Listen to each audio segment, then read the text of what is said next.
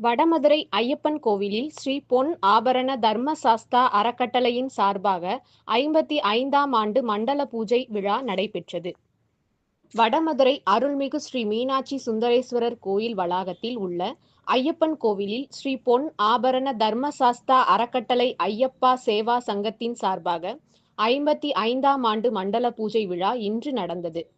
இதையொட்டி குருநாதர்கள் ராமதாஸ், நந்தகுமார், அறக்கட்டளை பொருளாளர் இளங்கோ தலைமையில் ஐயப்ப பக்தர்கள் 27 சைவ வைணவ ஆலய புனித தீர்த்தங்களை பால்கனி மேட்டில் இருந்து 4 மாட வீதி வழியாக ஊர்வலமாக கோவிலுக்கு கொண்டு வந்தனர்.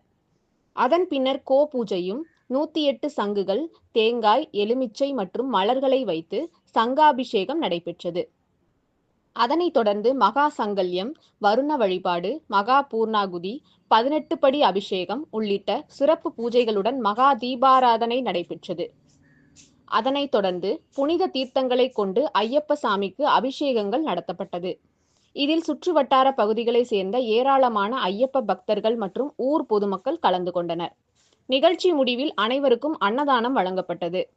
இந்த விழாவிற்கான ஏற்பாடுகளை கோவில் தக்கார் தங்கலதா, செயல் அலுவலர் முத்துலட்சுமி, ஸ்ரீ பொன் ஆபரண தர்மசாஸ்தா அறக்கட்டளை ஐயப்ப சேவா சங்கத்தினர் மற்றும் ஊர் பொதுமக்கள் மேற்கொண்டனர்.